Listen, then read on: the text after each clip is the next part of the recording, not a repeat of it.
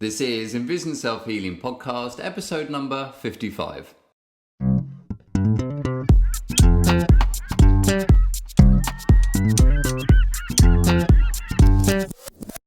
Hi, I'm Will Fuller. And I'm Richard Miller. And we are the co-creators of EnvisionSelfHealing.com and are dedicated in helping you improve your eyesight and quality of life by taking healing into your own hands. Now, if you haven't done already, then make sure you head over to the Envision Self-Healing website and get your hands on a free ebook that has 10 top tips on how you can start improving your eyesight today.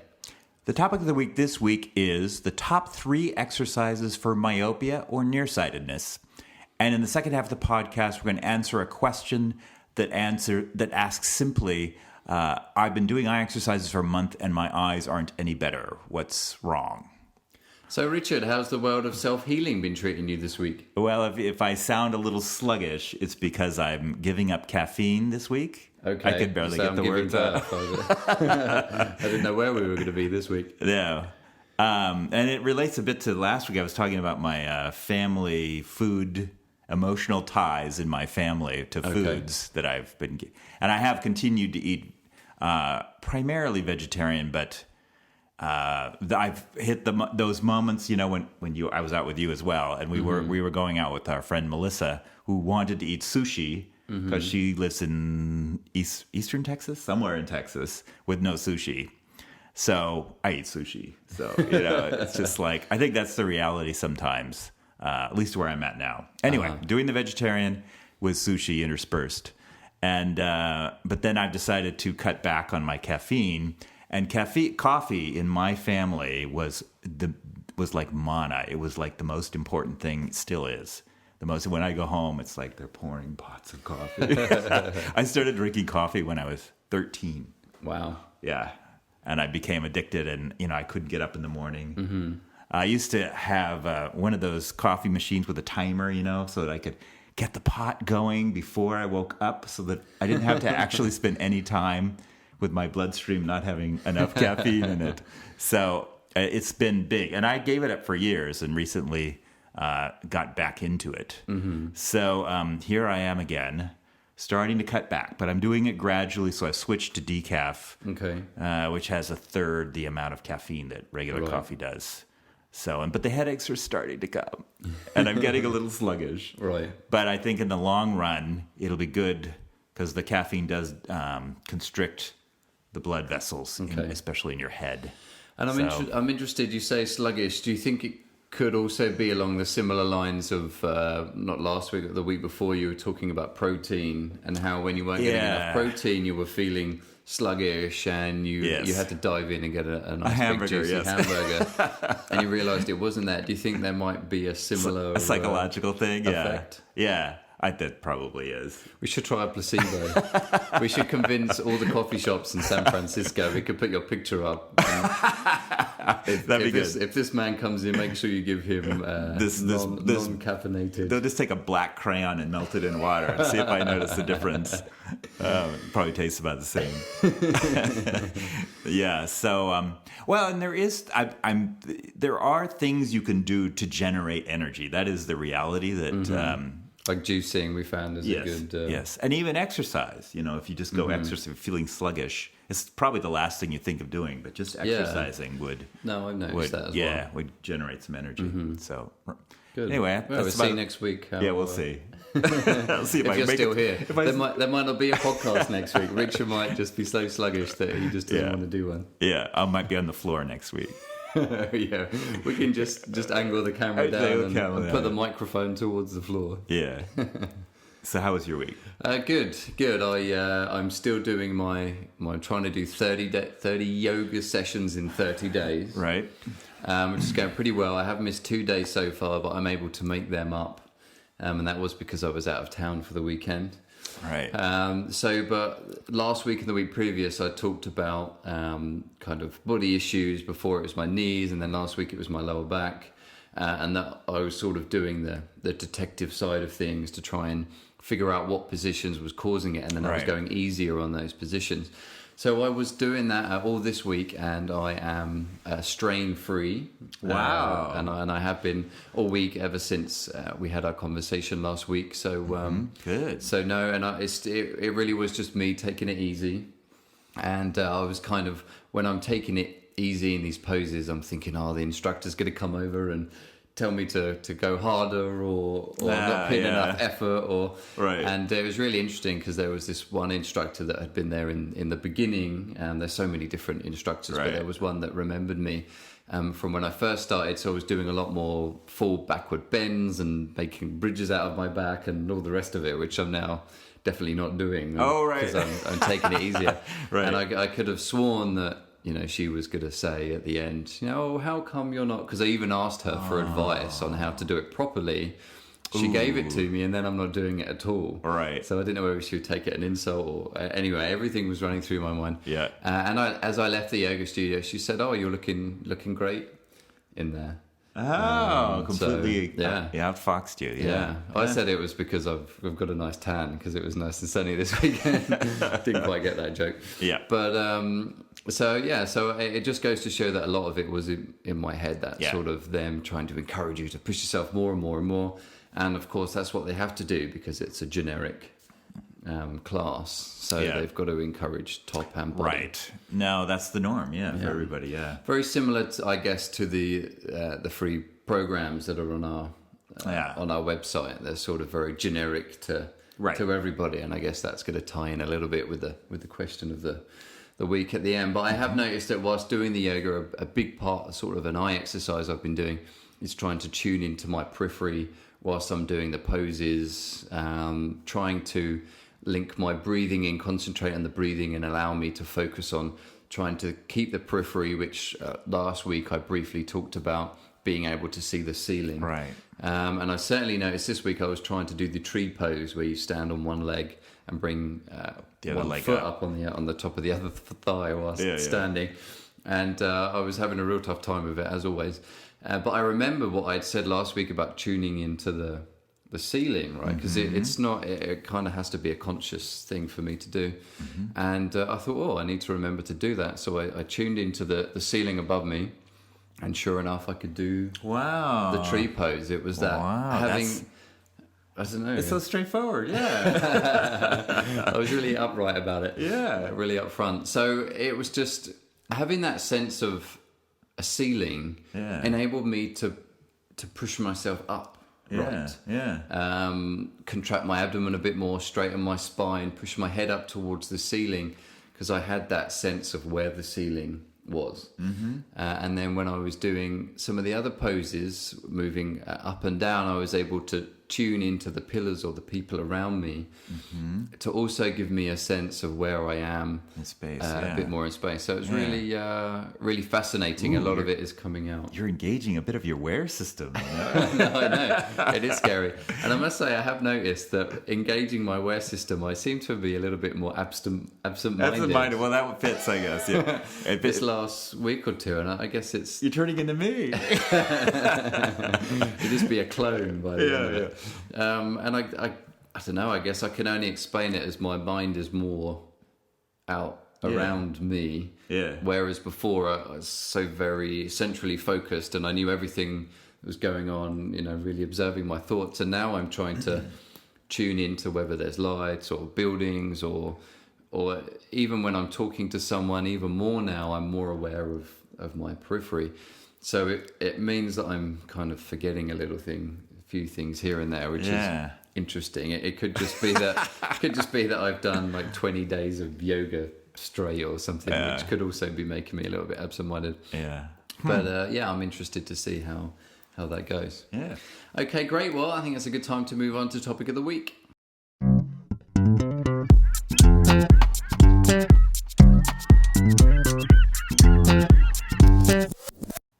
And the topic of the week this week is 3 top eye exercises for myopia or nearsightedness. So this really came around just because a few weeks ago we discussed what myopia is or what nearsightedness is. Right. So we gave a little bit more explanation, and we wanted to suggest 3 top eye exercises that you can start doing in order to maintain the healthy vision that you have there and stop your nearsightedness or myopia from getting worse, and then indeed start improving it as well once you kind of get over that hump, so to speak. Right.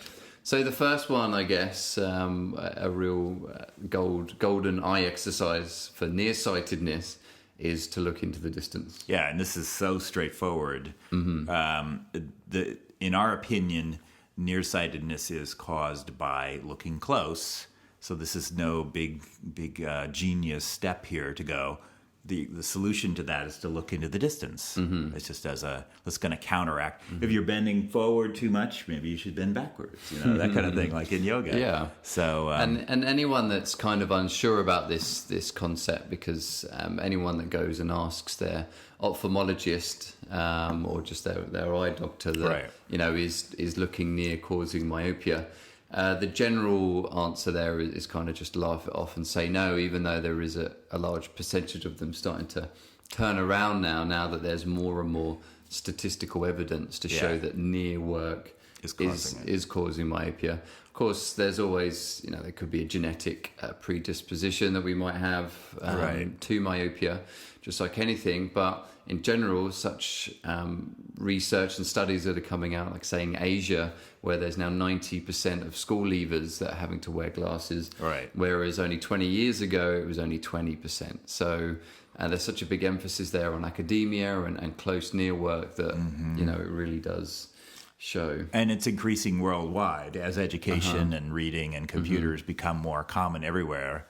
Myopia and nearsightedness is becoming more common. So it's becoming almost impossible to avoid this, what we would argue, which is close work is causing nearsightedness. And if you spoke with an eye doctor or an ophthalmologist, they don't necessarily see anything wrong with wearing glasses. So even if working from near does cause nearsightedness or myopia, well, who cares? Because and then we could do LASIK on you later on too, when you get tired of those glasses. Yeah. So you do kind of have to do your own little bit of research on that one, and you can. I think on our Facebook fan page we do have those studies posted. Maybe we should be investing in LASIK though, because it seems like a growth industry. In some ways, they're riding this tide. We were saying that we should have stocks in LASIK. Yeah, because we can see that it's going to be a rising tide unless they listen to us, of course. But So to have these 3 eye exercises, in particular, the first one here, then that we're discussing, distance looking, is that it's pretty obvious to anyone, especially any sort of common sense, that doing lots of near work is putting that pressure on the back of the eye, and it's causing the eye to elongate, which is what nearsighted myopia is. And then there's pseudomyopia on top of that, which is the cramping essentially of the muscles that surround the lens, which you need to bend in order to look close. So it's just like bending your arm too much. You're going to cramp the muscles in your arm. You're cramping the muscles around the lens. So both of those are treated by looking into the distance.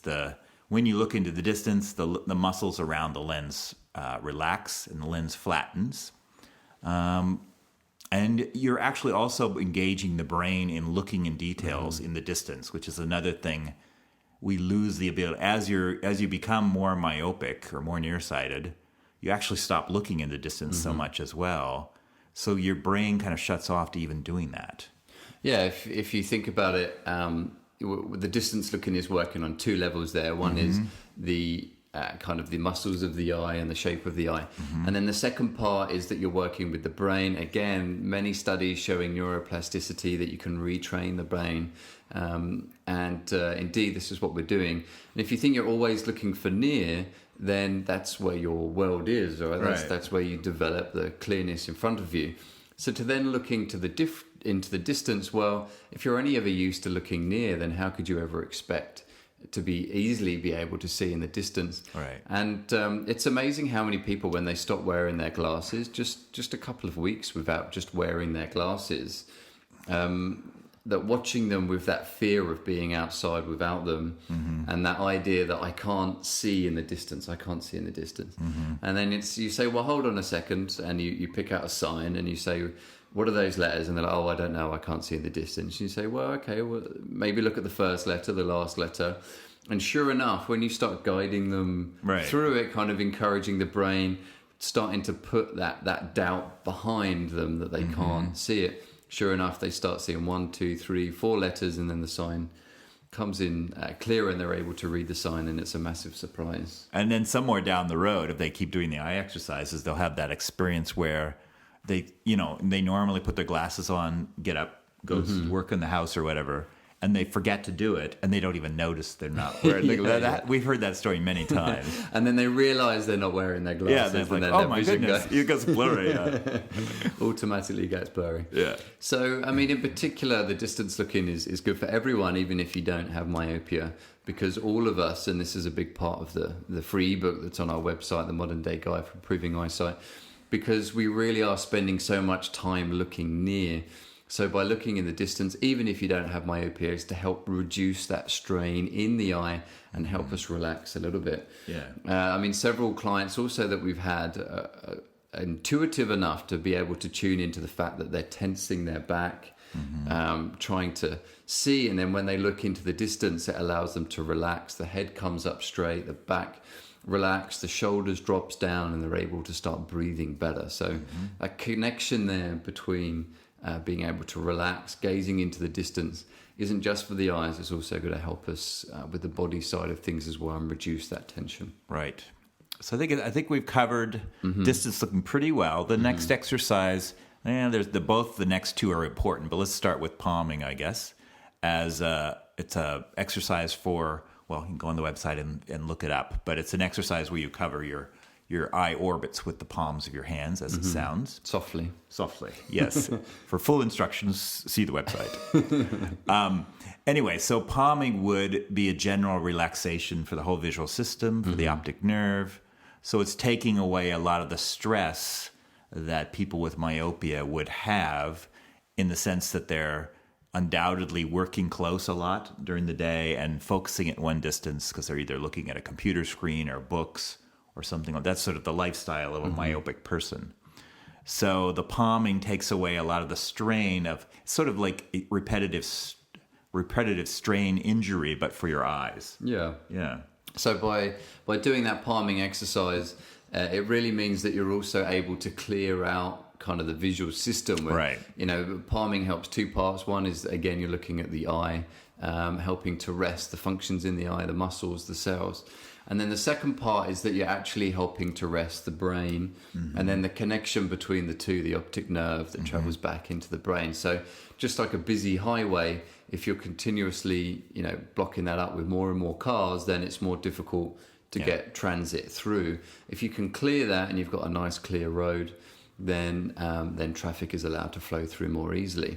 So you might say, well, what difference does that make? Well, if you think that you're trying to, it's self-healing, you're trying to relearn to see in the distance, you need that extra space, you need that extra rest there, so that when you are doing the exercises, you're fully ready to do it. I guess the same as running and, hitting the weights. Not literally hitting the weights. I guess that really is a real phrase. We do say that. Hitting the weights, yeah. Working out and then the next day trying to do a long distance run. You kind of want to be as well rested as possible before you do that, so that you're going to get better results. Yeah, this is I just thought of a good analogy to add to your highway thing. And when I lived in Seattle, there were these lanes that shifted. The express lanes that went south in the morning and north in the afternoon, commute hours, and they would close them in the middle of the day to clear it out so that cars didn't run into each other. Okay. So that's a good way of thinking. You're just closing the highway for a while, let the cars get off, the ones going one direction, so you can go the other direction. So, and some people will say, well, what about sleep? We covered that in last week's. No, we did, yeah. Question of the week, so refer back. Yeah. We're not going to tell you. Suspense. Yeah. So palming is really great for that, and it's also going to help you tune into your eyes a little bit more. We've really lost that relationship with our eyes. So by tuning in, feeling whether you're straining or not, is great for when you're doing near work and you start feeling that strain. You think, oh, I need to go do distance looking for a few minutes, or oh, I need to do palming for a few minutes. If you don't have that and you've just switched off with that communication with your eyes, then how do you ever know when you need to take a break? Yep. So then the third and final one then, which is kind of our favourite. I guess they're all our favourite, but it's certainly our clients and the general audience. To nobody hates this anyway. Yeah, we all like this. Is the sunning eye exercise, which is where you close your eyes, face the sun, turn your head from side to side, preferably early mornings, late evenings, so the sun isn't too bright. So by doing that, you're really helping to nourish the retina and the back of the eyes, those cells that you're working, let's say in particular the macula, the cones there, that when you're looking into the distance and you're trying to look from detail to detail to see clearly again in the distance, well, those are the cells that you're using. So the more activated they could be, the more energy they can have, then obviously the better they're going to function. Yeah, and this is a good combination between, if you're outside anyway doing the distance looking, you can combine it with a bit of sunning in advance before you do the distance looking. So then when you look out in the distance, you have a little more sharpness because you've stimulated the macula, you've stimulated the cones in the macula by giving them bright light, like you say, nourishing the retina, getting it more active. So you have more capacity to see smaller details. You're also shrinking the pupil because the bright light that you're exposing your eyes to with your eyes closed in the sunning exercise is shrinking down your pupils. And if you've been indoors a lot, which a lot of myopic people are indoors a lot because they're reading, computers, all of those things, then your pupils are artificially a little big and they might even be light sensitive, so that when you go outside you have a bit of light phobia, or you're sort of shrinking against the bright light. So as you do the sunning exercise, your pupils shrink, and that gives you clearer vision because of laws of physics and the way the eyes work. Smaller pupils give sharper image. So between the sharper image from the pupil, stimulating the macula, you're going to have more capacity to see sharp things in the distance. So, and if you're somebody that has successfully brought into sunglasses, the idea that we need to wear sunglasses all of a sudden after couple of 100,000 years of evolution in the last 50 years, we now need to block our eyes from the sun because it's evil. Then you can imagine that your pupils are that much weaker, and also your eyes aren't used to being nourished by the sunlight, and the macula isn't getting that activation that it really needs from the sun, those 10,000 watts there that the sun gives us to energize that. So by doing the sunning exercise, you're also helping to counterbalance what you've done there with the sunglasses. Right. All right, great. So a real quick roundup there of the 3 top eye exercises that you could start doing for myopia, or indeed if you know anybody that does have nearsightedness or myopia, there's a good chance that everybody does. Pretty soon, almost everyone will know somebody. So at least point them in this direction, because at least it's nice that they know about the exercises, even if it sounds like too much work for them to do. At least they know, and even things like distance looking or palming or sunning can just help out in general. So another way of knowing is, of course, if they can see near well, but they can't see in the distance, hence nearsightedness. So if you want to know a bit more detail about this, then just head over to envisionselfhealing.com and head over to the conditions tab, where you will see nearsightedness, and in brackets it says myopia. That's the more scientific term for it. And you will see these exercises there, along with some similar explanations, and also a few more body exercises and a few mind exercises that you can do that's also going to help with the myopia. Okay, great. Well, I think that's a good time to move on to question of the week.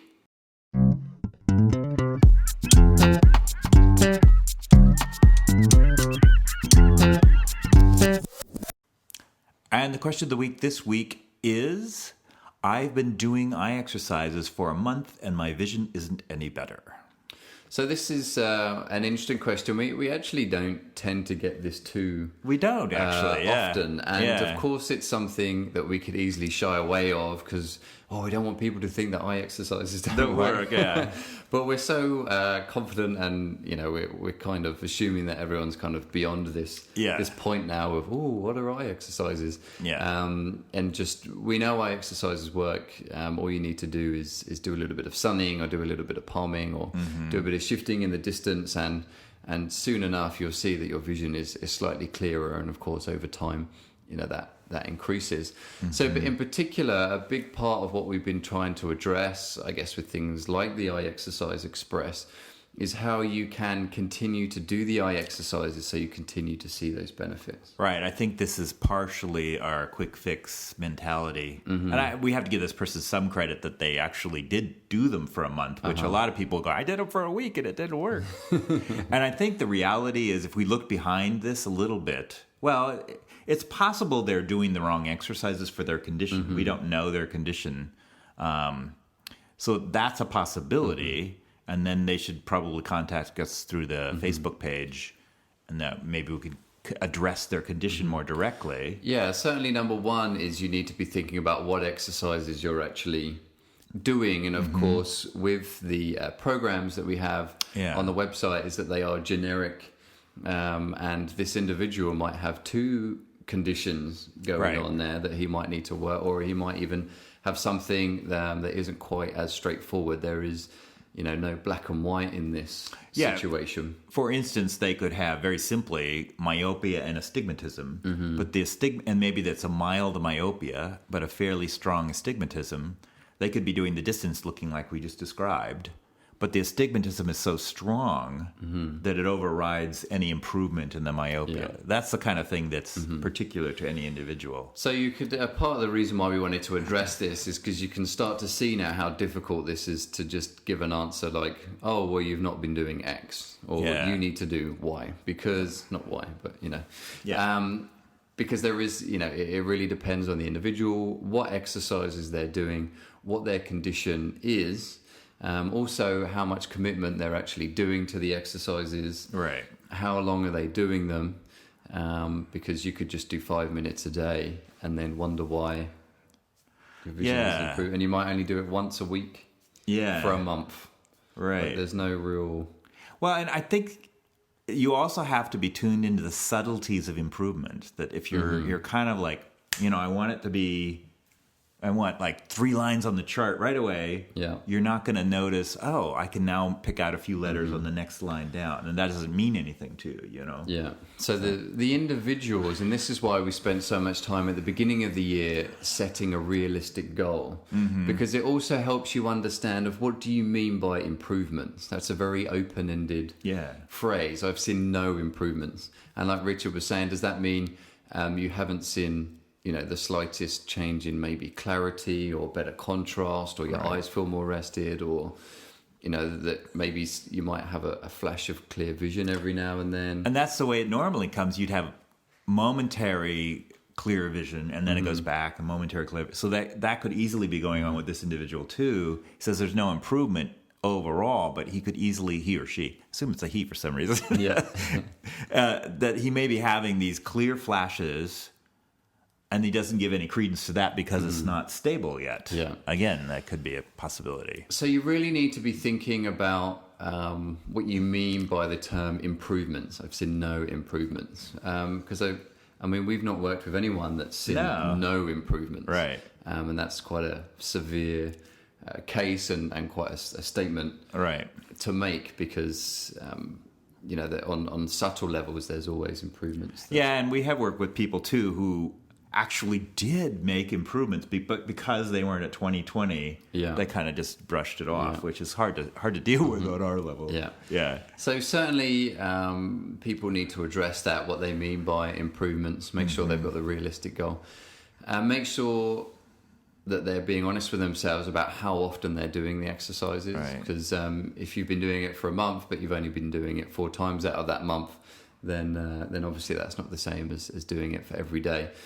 And that's not saying that you have to do them like that. It's just people that want results in such a short space of time should be expecting to put in twice as much work as the average person. And then, of course, we say with things like myopia is that you're certainly looking at a couple of months, 3-6 months minimum before you're seeing that big jump in improvement that this individual is obviously looking for. Yeah, I guess we would really say, probably we would want you to improve a line in 6 months to a year. And so I don't know what that would mean in a month. Yeah. So really it should be someone not should be, but asking this question, you really want to be looking more around the 6 month mark. Yeah. That you've really given, you've honestly given the exercises a good go. You've managed to incorporate them into your life. You've been doing the program that you've been looking at, really working with the exercises, gaining an understanding. And then after 6 months, you say to yourself, well, I've seen no improvements. Then certainly you want to start revisiting a lot more on that. And you also want to be in tune with yourself. And this is why we give so much information and want to encourage you to learn so much for yourself, is because really the individual needs to be answering this question, not us, because we don't know them. We don't know their condition. And they're the one experiencing their condition. They're the one experiencing the exercises. So they're the best individual to answer this question of why they're not seeing the improvements. Yeah, and I think that's where we turn it back. Really, we want you to become the expert. And then, really, we have seen no one who is not, that's too many no's, but almost everyone we've seen has had some improvement from the eye exercises. Yeah. And if they take it on as like, okay, this is my condition, these are the exercises that help that condition, so to create their own program that way, there's almost no chance that they wouldn't see some improvement in that amount of time. And there's also, remember, before we talked about with myopia, is that the first step is to maintain your vision and not just have that straight jump. And if your eyes have been under strain, let's say this individual, let's say they're 15 and they're increasing their myopia with every trip. True. Then they might not have seen improvements. By maintaining the vision where they are, then they know that their vision isn't getting worse and that they're not getting worse and worse myopia, which is huge because, according to medicine, that can't happen. That doesn't exist. So even the fact that you can maintain your vision where it is and stop it from getting worse is still progress. Right. And from there, once it's maintained a level, then you can look at improving afterwards. And that's why there kind of needs to be that plateau between the usage of your eyes and your condition, allowing it to rest, doing the exercises to get to that plateau, and then you can start working your way up and start improving your eyesight from that point. But you need to get there first. Yeah, that's a very good point. And it also depends, lastly, I guess, on the individual's lifestyle. So let's say this person is doing 10 minutes of distance looking a day, which certainly isn't enough if you want all those results in such a short space of time. But let's say you had somebody that does that and they sit and read for 16 hours a day. And then you've got somebody that does the distance looking exercise, but then they're on a shipping boat for 12 hours a day looking out into the distance. You're going to have different effects there. Yeah. Even like somebody who works in the garden or something, they would have a better shot at that 10 minutes a day, seeing some improvement. Yeah. So I guess in summary then, there is no real short answer in this, and we hope we gave everyone a little bit more insight. Well, maybe the reality of what we're saying is we're promoting something that has a fair amount of self-responsibility, and we're kind of turning you into I'm going to make up this word now. Okay. Eye athletes. Nice. Right? I like that, yeah. Yeah, that we're not, we're not going to the gym, and just lifting weights immediately expecting to be Arnold Schwarzenegger. We're actually turning you into eye athletes. Yeah, or eye Schwarzeneggers. Or Schwarzeneggers, yeah. So, and certainly, and also we can't do the workout for you. Right. As much as everybody wishes that someone else could do the work. So, we hope this gave a little bit more insight into that. And indeed, if you like what you heard in any of the topics or anything we mentioned in this podcast today, then head over to our website at envisionselfhealing.com, and you will find a lot more information there on our blogs, podcasts, and also the programs that we got there for your condition. Or indeed, if you've heard about an eye exercise, then head over to the website and you'll also find a whole list of eye exercises there as well. If you want to get your hands on a free ebook that we've got there on the website, then also just head over and you'll see the instructions on how you can start learning a bit more about the fundamentals of the exercises and how indeed our lifestyle plays a big role in why our vision isn't as good as it could be. You could also check out our Facebook fan page. Just search for Envision Self-Healing in Facebook, and you can like us over there and indeed start getting involved in our little mini community that we've got going on there. And indeed feel free to share our Facebook fan page with anybody else that you think might be interested.